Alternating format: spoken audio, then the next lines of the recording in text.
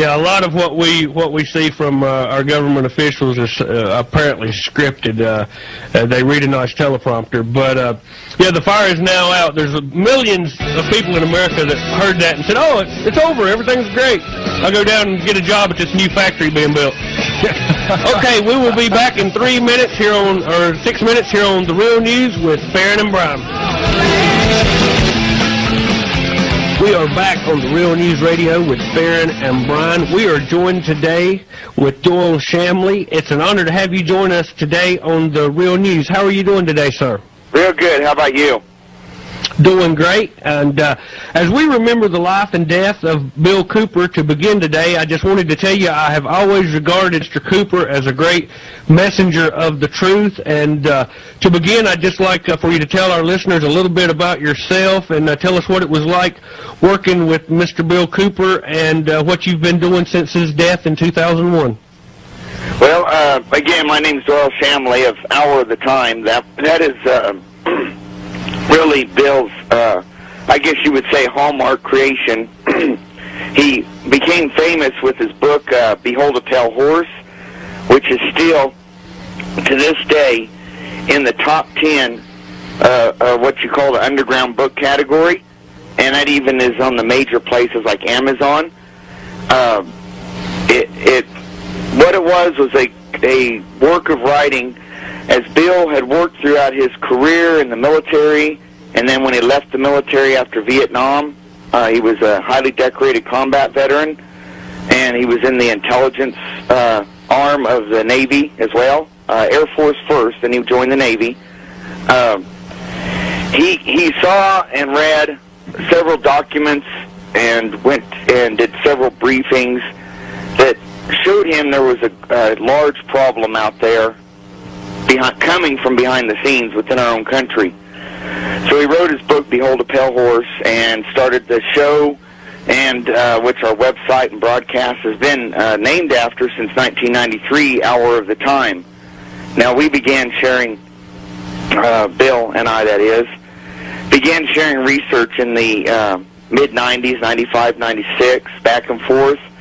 I was involved in the same areas, just a generation behind him was it, as far as our ages. And what we would do is, we both had a massive libraries, not had, we still have. Our libraries are some 15,000 volumes of research.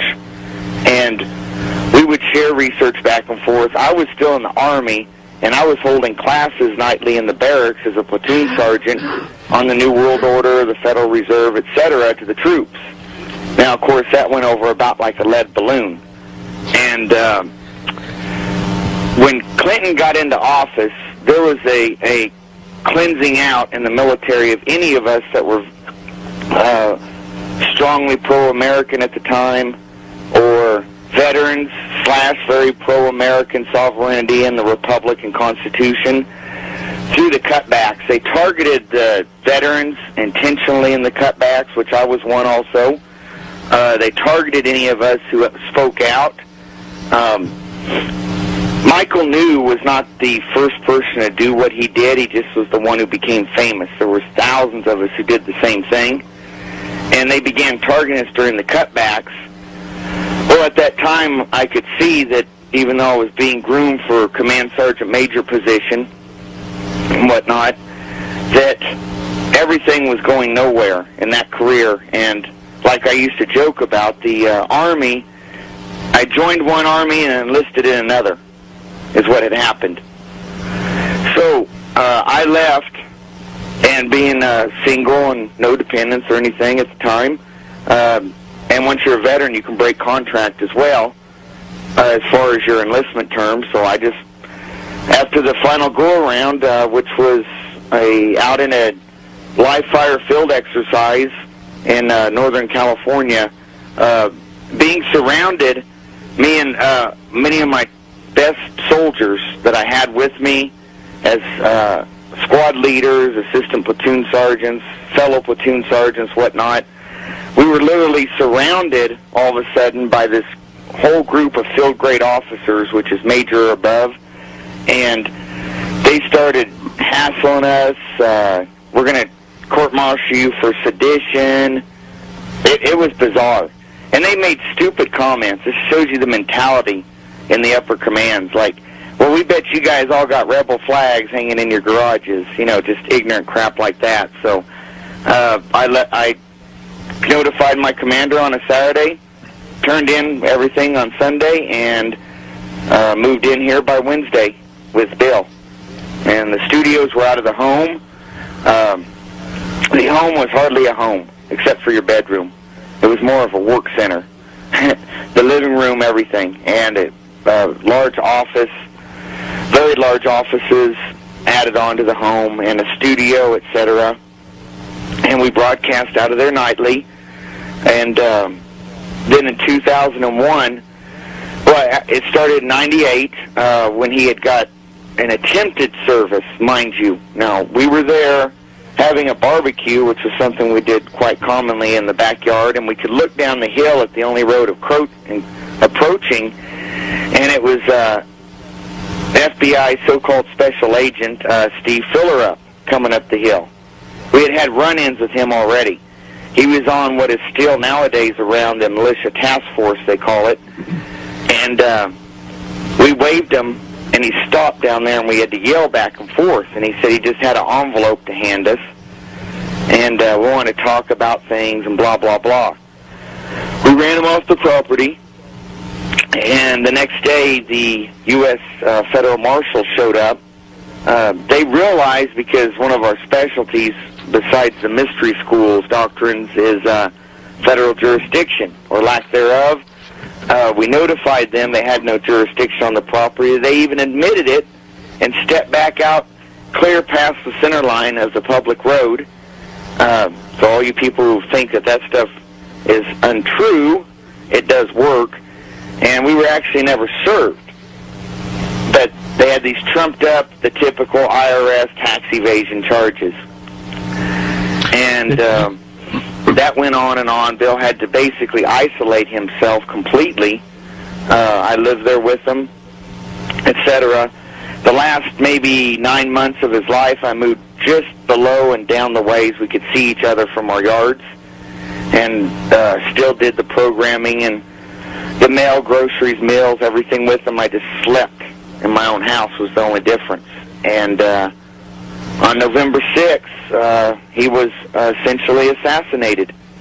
It was a completely set-up ordeal, and the tactical team, when they called the local police after Bill was dead, mind you, at push 1 in the morning of November 6th, and woke up the police chief, and he then called his only lieutenant and sergeant. It's a small town. And they went up there for the briefing. They were told point blank. They had planned that no matter what occurred, Bill was not going to be allowed back in his house alive, because they did not want a Waco or Ruby Ridge standoff with the news. And Mr. Cooper had alluded to the fact that he thought this type of scenario very well may play out. We've got about 3 minutes before we go to break, Mr. Shamley. On June 28, 2001, Mr. Cooper had reported to the world that there would be a false flag event and Osama bin Laden would be blamed. Do you think this played a heavy part in the assassination of Mr. Bill Cooper by his local sheriff's department? I would have to say so, because the thing about this, Aaron, is that, granted, you didn't know me at the time, obviously, but there's several people out there that did, that claimed to go get this report and that report, some so-called talk show host, etc. And that's an absolute lie that spread rumors about what occurred with Bill on that day. Because when I went and did the FOIAs and the public records request and did get every single report starting that day, filled out all the paperwork on the 6th, and they started coming in, I get to see the list of who else requested it. That's the law. And all these big talkers out there never even read the stuff and spread rumors. On page 3 of the Department of Public Safety's state final report, page 3, the original attack was planned for September 11th. Wow. Wow. On Bill. That So you tell me. Well, I looked into it for myself, and I firmly believe that this was an assassination on Bill Cooper because he was bringing to light the truth, and people don't want to hear the truth. And I've listened to the audio version of Behold a Pale Horse, and I've got the book now, and the Mystery Babylon series that he done should be required reading for anyone that deems themselves or listening to. I've got the audio version of anyone that thinks they are a patriot. Mr. Shamley, we're going to break. Stay with me. We will be back in 3 minutes on the Real News here on the Liberty News Radio Network. We are back on the Real News. We are joined with Doyel Shamley, host of Hour of the Time. The website's houroftetime.com. Worked extensively with the late Bill Cooper, researcher, author, radio show host, a messenger of the truth, and it's an honor to have you with us. But we're going to continue here in a moment with the bizarre incidents of his death, but I have always wondered, Mr. Shamley, what was at the core of the dispute between Alex Jones and Bill Cooper, and you are probably one of the few in the world that could shed some light on this situation. So I wanted to ask you, what was Bill Cooper and your opinion of Alex Jones and why? Well, really, the dispute between Bill and Alex started because of Alex's, how do I put this nicely, I guess showmanship on the air, the exaggeration of rumors, emails that come through and portraying them as facts. When you have a broadcasting job, you can't very well make fun of the corporate media and then turn around and pull their same antics when you're on the air. You can't. You have a moral responsibility, along with ethical and business, to relay the news if you're really out there trying to help and save the country in a truthful manner. Not work up false flag operations like Y2K and to sell overpriced goods to people, or so your advertisers can sell overpriced goods to people. You're there to help them and teach them and let them hear the truth that the regular government-owned media is not portraying. That was the core of their dispute. And Bill did a series called Alex Jones 1, 2, and 3, and then he did a broadcast called Alex Jones Liar. Then Alex constantly nitpicked back as well. And in fact, Alex said how he had to run Bill off the air because he had Bill on an interview, and Bill was so profane and all this that he had to get rid of him. Yet that's not the case when you listen to the interview. So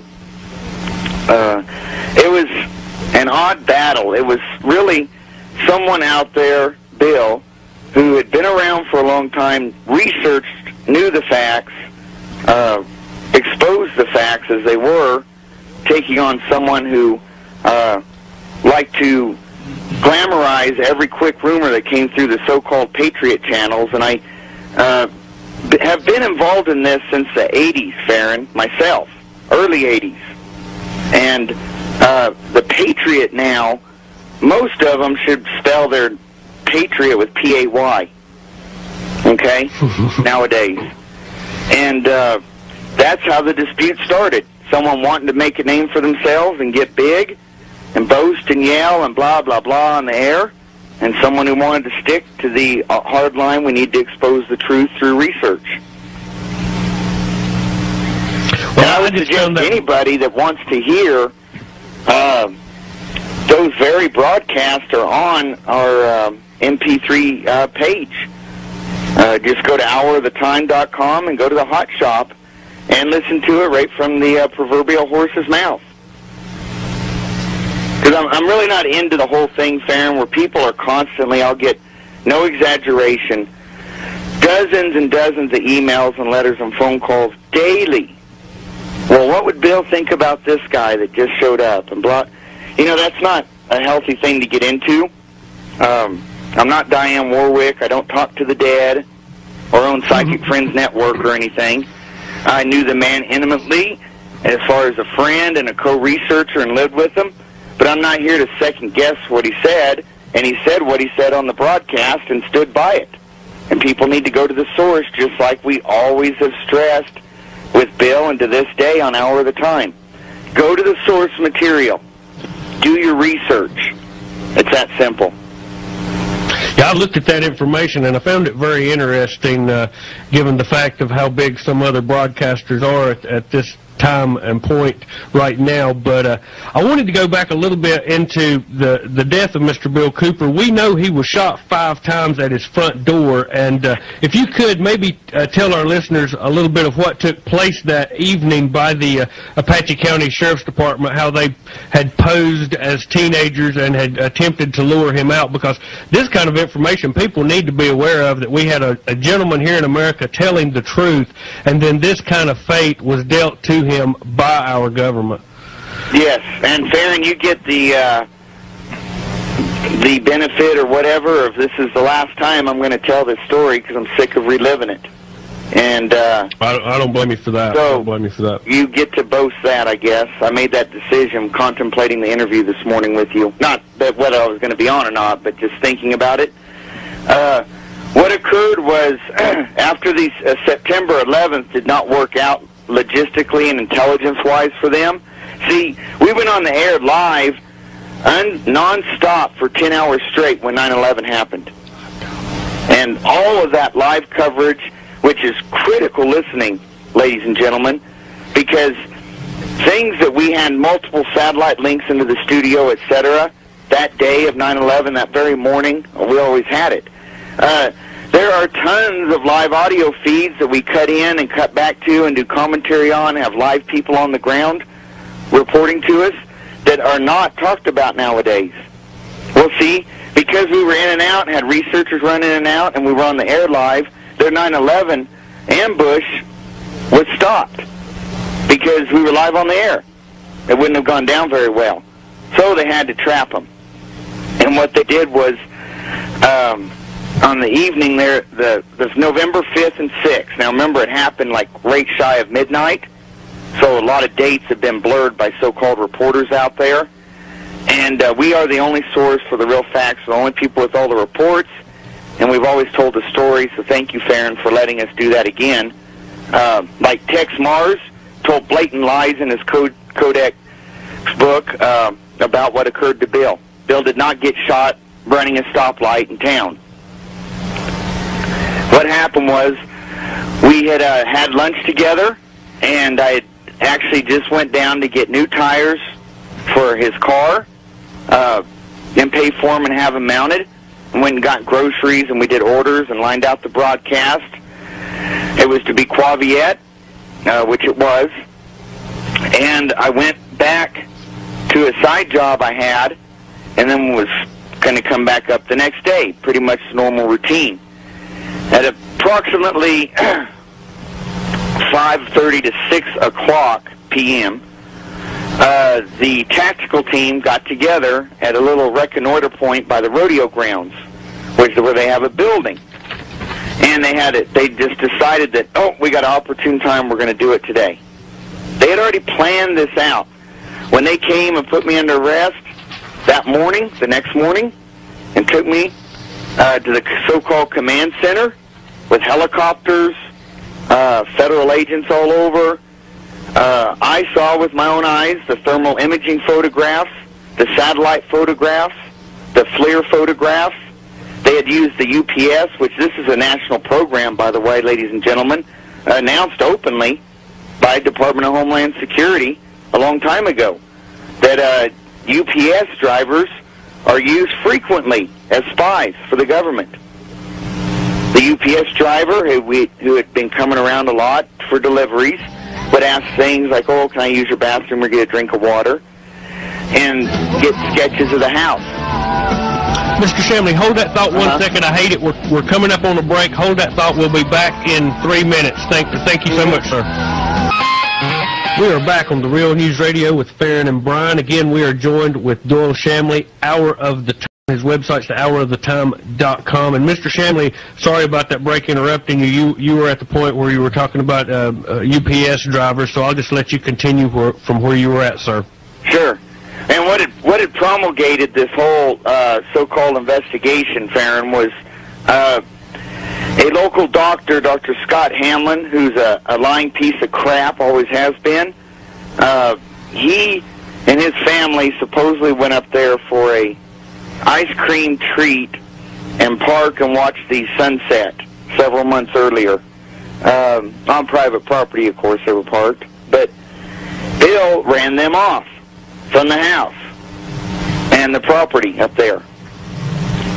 Now, they claimed that Bill followed them to their house and he shoved it, and this little wormy lying doctor shoved his finger and pushed Bill back in the driveway, which would have never happened. Bill would have stomped on him had he pushed him.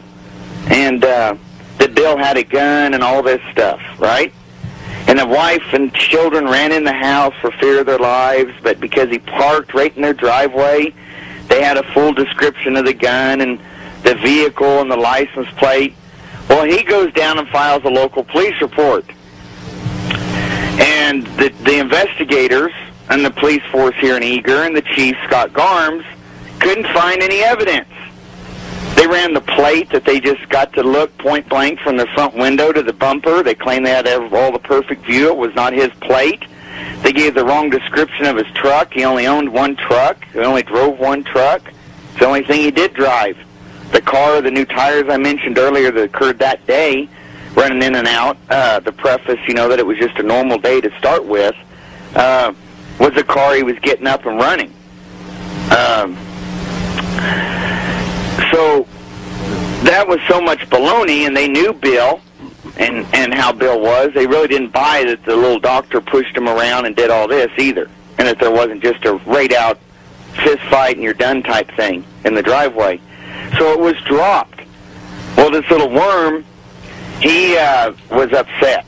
He didn't get his way. He thinks he's special because of the family he happens to belong to. And he ran and took it to the county and state because the city wouldn't do anything. So they proceeded to do an investigation, hence all the intelligence gathering and blah, blah, blah, you know, the photos and scans I told you about, the satellite images, using the UPS as spies. His name was Norm, by the way, the driver. May he rot in hell. And several other people around Bill, we found out. Now, there was another gentleman, Glenn, who we call Glenn Judas Jacobs, had come around forever, hung out and leave. He just lived off the hill from Bill. He went down and filed a report that me and Bill had killed Annie, Pooh, and Allison, the family, and buried them under the house.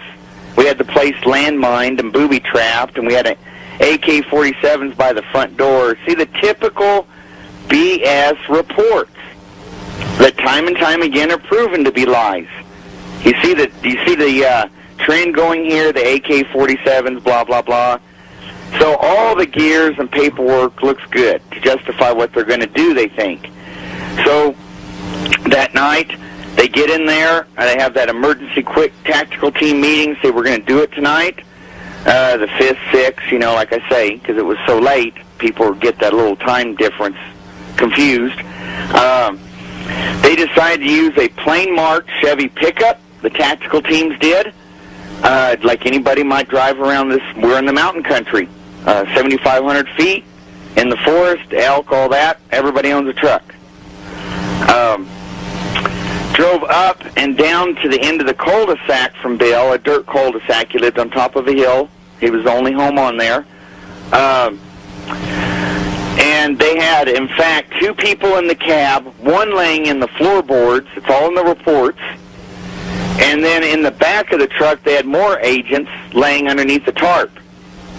So what they did was went down there and acted maybe like rowdy teenagers, drinking and playing stereos and whatnot. Something, you know, high school children do. And Bill drove down there to run them off. Well, while he drove down there, then agents on foot were coming up the hill from the opposite end to surround him around the house. At that time, which is really ironic, is they even in their briefing to the chief, the lieutenant, and the sergeant locally here at about 1 in the morning when they finally told them that they had a dead resident and that they had done an operation in their town without notifying them ahead of time, said that Bill even told them, I'm going to go call the police. You're trespassing. So even though they're law enforcement, even though the person says he's going to go call the police and involve the law, he's still treated like a criminal or a terrorist and ambushed. So he turns the truck around to head back to the home to make that phone call to involve the law. See how bizarre this is? And that's when a guy came out of the bushes and jumped on Bill's running board and tried to reach in. You know how they try to throw your shifter into park? And Bill knocked him off just with his arm, didn't run over him or nothing. Pulled up kind of on a berm trying to get back to his home, ripped out the whole exhaust system from underneath the Chevy step side. He drove. Got in front of the house, got out. There's people swarming him from every direction, armed. Nobody said they're sheriffs or a tactical team or that they represent the law, and the shooting started. Now, Bill was running for the front door to get in. He had already indicated he was involving the law, so what kind of criminal is he? These people need to think about this. Exactly. The shooting began. Now, they claim he swung his right hand back and shot over his shoulder. I had to survey everything, his dead body, the puddles of blood, where people were laying. Officer Marinas was laying forward and at an angle to him, and Bill supposedly shot him. Now, he didn't die or nothing, but the reason that doesn't jive is because we have a bullet hole through the car that was parked there. And the angle doesn't match him pointing over behind him while he's running, randomly shooting.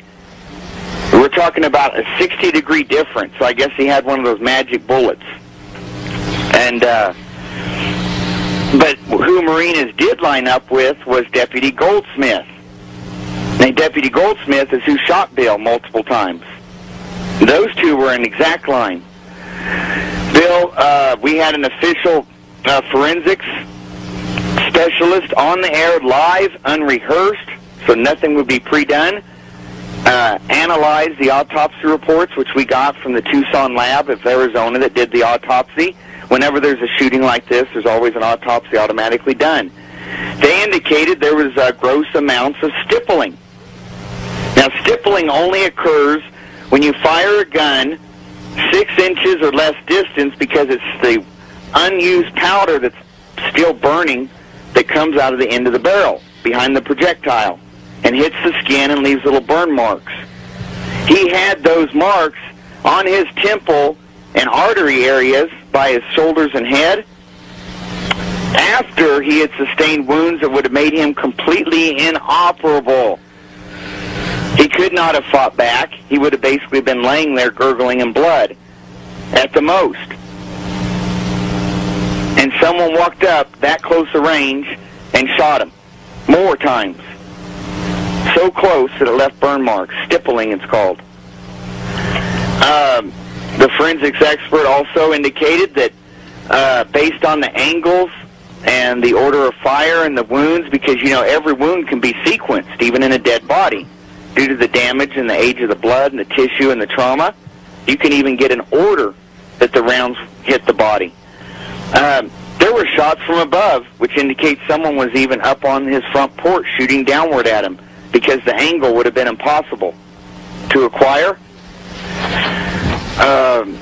That occurred less than 8 feet from the front door. In fact, the little teeny bit of concrete walking up the stoop was right next to his head. That's how close he was, where he laid, and all the blood was and whatnot.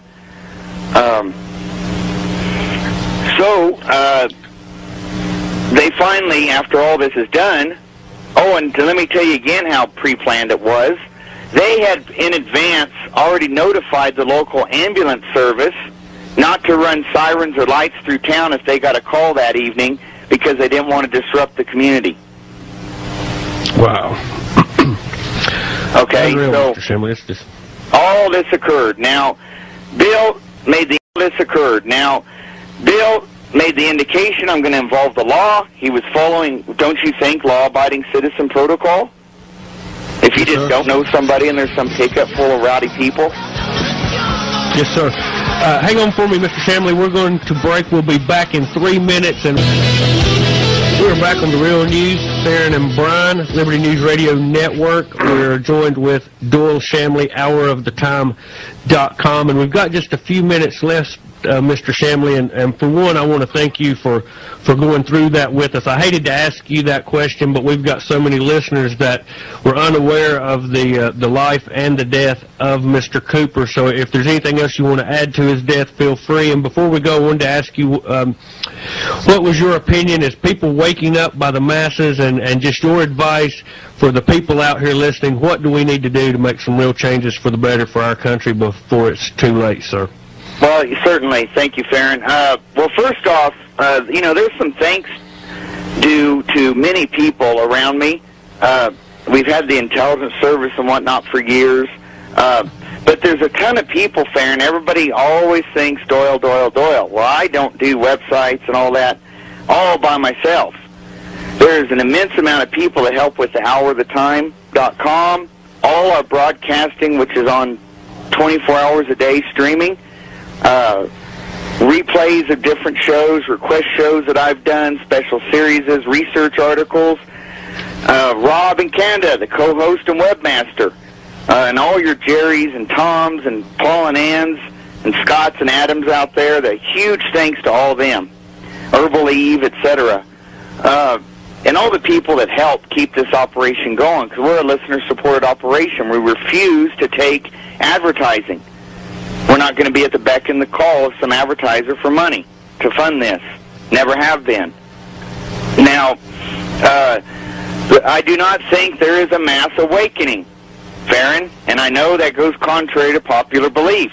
But let me tell you something. Having been involved in the patriot movement, if you will, or the freedom movement since the 80s, there has been a lot of changes. And a lot of it for the worse. The Internet has not necessarily helped the spread of information. It's helped a lot in the spread of disinformation and rumors and lies and false flag operations. The fifth column element has taken huge advantage of it.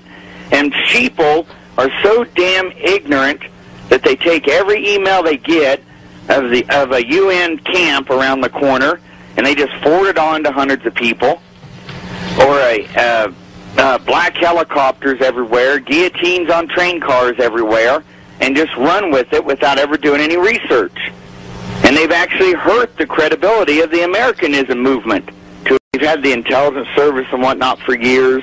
But there's a ton of people, Farron. Everybody always thinks Doyel, Doyel, Doyel. Well, I don't do websites and all that all by myself.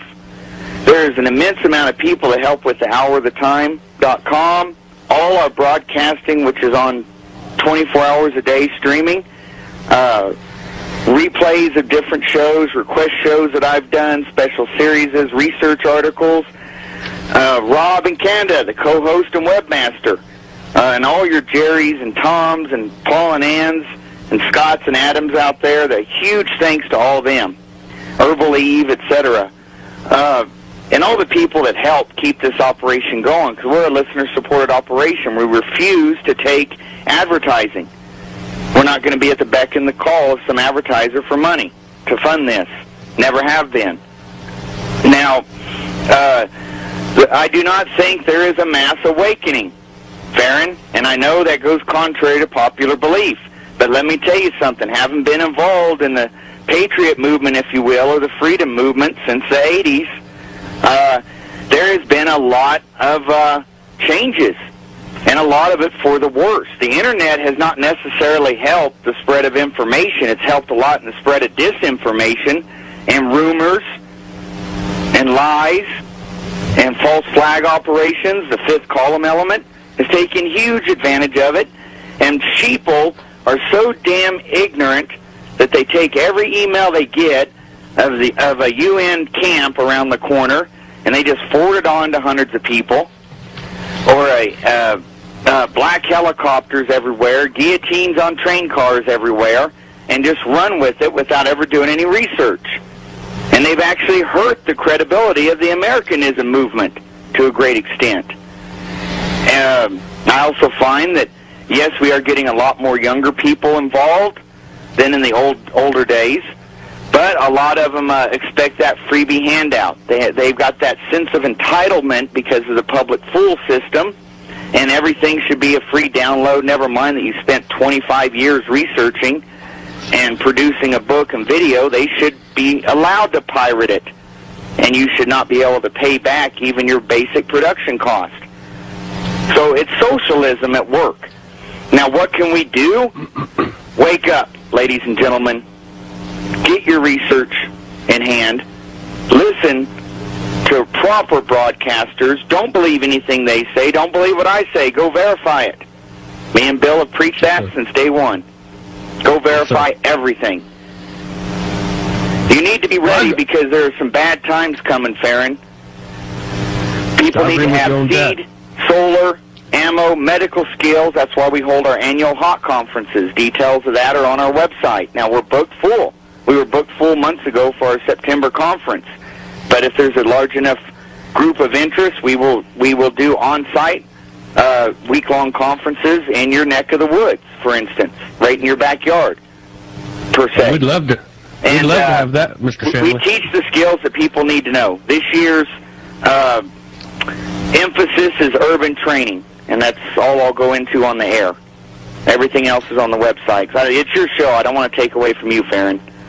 Oh, you're fine. We are honored to have you with us. And something that you said that I believe 100%. We hear other radio talk show hosts saying, oh, there's a mass awakening, mass awakening. Me and Brian sit here and we say, well, you know what? We don't know what's happening in California or Oklahoma or Texas or anywhere else. But here in Statesville, North Carolina, there is not a mass awakening. I can testify to that. And I believe what you're saying 100%. And I really, while I've got you on the air, I would like to thank you for the work you've done, your whole life, and the work you're doing for the truth, because the truth can't be steered. It's a vehicle that takes us wherever it goes, and that's what we're trying to do here on the Real News. We don't have the background, haven't been doing it as long as you, but we're trying to do legitimate research and report the truth. So with that said, we've got just a couple minutes left. I'd like to give you the last word, and again, I would like to thank you, and I'd like to have you back on from time to time to just update what y'all are doing there on the Hour of the Time broadcast.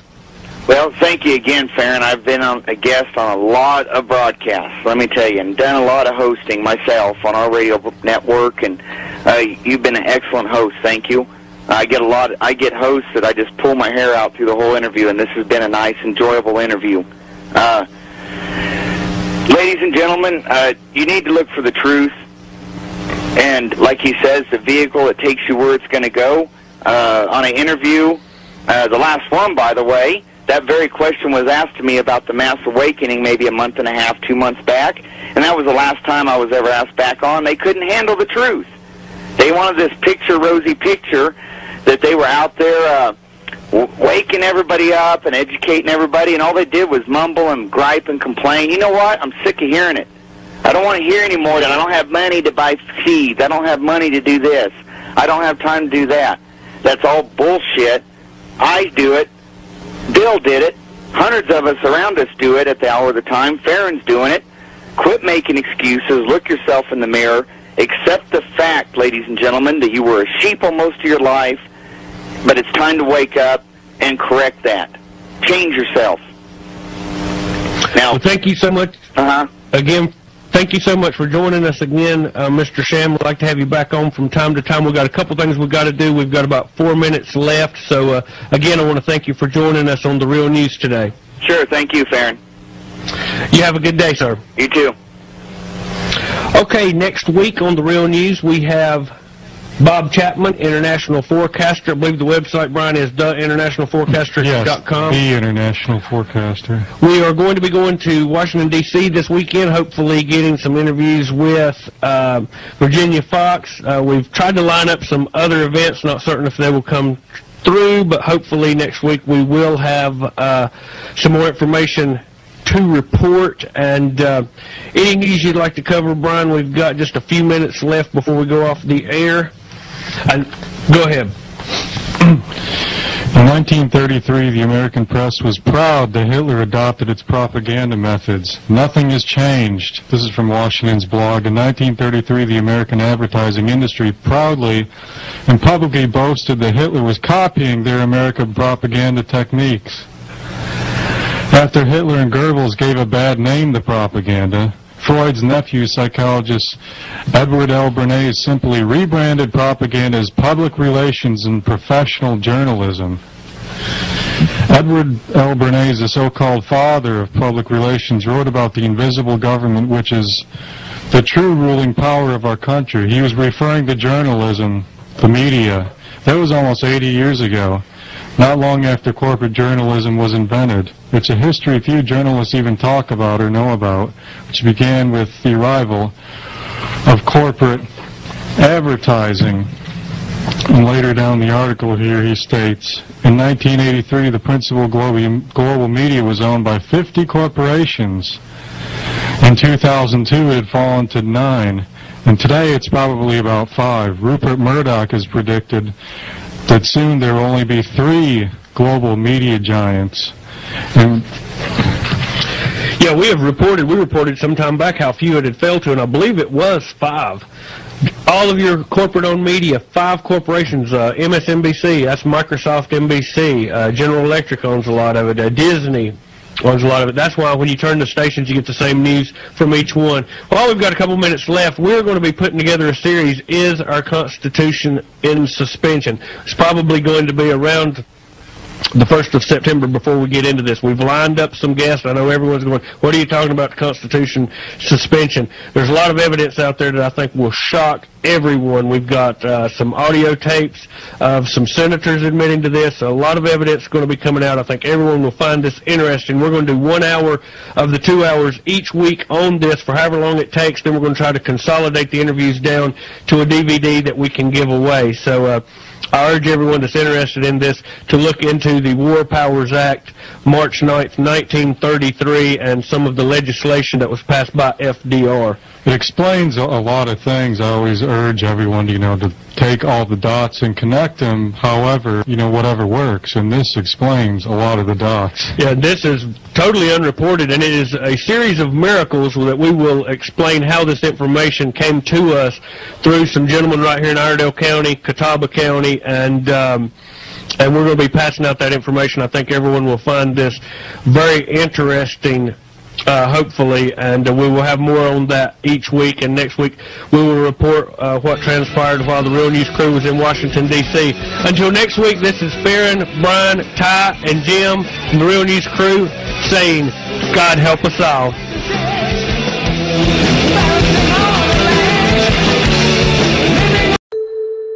Let me ask you one thing. What did you think of Bill Cooper? Well, Bill Cooper was an alcoholic, and I didn't ever try to attack him. He got mad because the network put me on at night, and he thought, and I'd really never heard his show because I didn't listen to a lot of shortwave. I was busy. But I'd seen his book. It was all about flying saucers, so I didn't finish it. Somebody had given it to me in Access TV like in '96. And then he really started attacking me in '98 because he was an egomaniac. And, talking about flying saucers in the ocean and aliens and all this stuff. And I've tried to never attack him, but people resurrected old tapes he edited of me and stuff. And I just feel sorry for Bill, and he really let him set him up and, ran out there and helped him kill him. And it's just a big distraction, sir. I don't talk about flying saucers and all that stuff, man. I'm sorry. And so, it's all like an ego thing, like it's 2 football teams and who's for who. I'm sorry for Bill. But anybody, he was a liar, though. One time I had him on the radio, and he was cussing, and I delayed him once. Then I said, please don't cuss again. I delayed him again, and I said, okay, thank you. Bye-bye.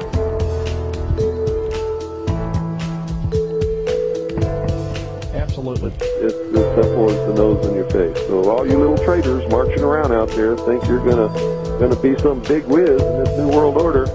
You're not. You're gonna be right up there on the scaffold, hanging with the rest of them. Well, sir, again, Mr. Cooper, have a good one, and thanks for being with us this evening. Again, this is all, I guess it's not good news, it's not bad news, it is just the news, and I'll be trying to keep in touch with you. God bless. You too. Take care. That was Bill Cooper. You can tell I'm real tired. That guy has a lot to say. I got like 3 hours sleep last night. Good thing we have good guests like that. And I've got to go down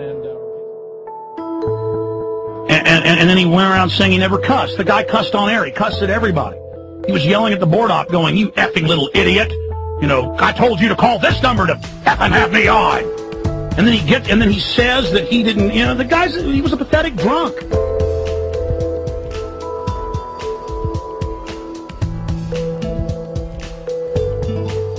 Talk to me. All right, we'll have a little discussion. You're a punk. All right. You little coward, you piece of crap.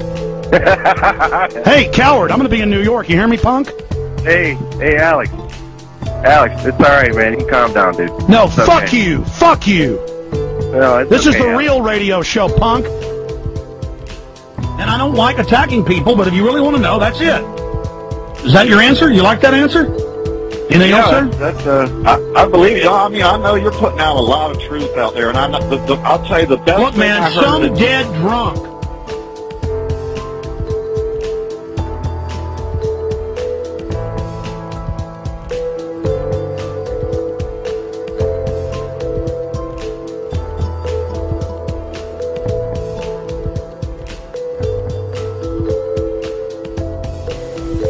I want you to understand that this little series that we're doing is nothing personal against Alex Jones or anybody else. But I happen to know for a fact, absolute fact, and listen to me very carefully, that people who practice this kind of broadcasting and claim to be an American patriot do nothing but discredit all of us eventually. This is one of the people who pulls faxes off the fax machine and reads them over the air. This is the one of people who indiscriminately reads Associated Press wire reports and ABC wire reports and news releases and press releases without checking them out. Associated Press, UPI, especially ABC, have been well known to plant fake, phony, and false stories. We've all discovered that over the years. Listen very carefully. This is just snippets taken from the first 45 minutes of the Alex Jones show on December the 31st, New Year's Eve. This is news. What I'm reporting here to you is hard news. This could have resulted in the shutdown of the whole country, the declaration of martial law, mass hysteria and panic by millions of people. And this is the guy, along with a few others, but this is the main guy who was, listen carefully. Cash machines are failing in Britain and now other European countries. They're finding large amounts of explosives in France. Vladimir Putin, who is known as Vladimir the Ruthless, and using all his profanity on national TV, you name it. We won't read the profanity here, but we've got it. This person is on an unbelievable power trip and resembles a demon. He is a creature of the IMF and the World Bank and international communism. He is a former KGB head. And this information is vital, ladies and gentlemen. We are seeing the New World Order really come out in full force. More wars than have been in the last 50 years are going on right now. Is that true, folks? Are there more wars going on right now than in the last 50 years? Are there hundreds of thousands of people dying right now in Chechnya? Listen to this. This man is just making it up right out of his head as he goes along. I mean, that's what I get for helping him. Is him doing that, and then you call me 7 years after he's dead and ask me about him. It isn't about Bill Cooper, okay? It's about Northcom, the New World Order. Get our heads screwed on straight. Deal with the issues. I ask callers to call in and talk about what we're going to do about what's coming down on us. Not a dead alcoholic crazy person. I'm not going to end up with it.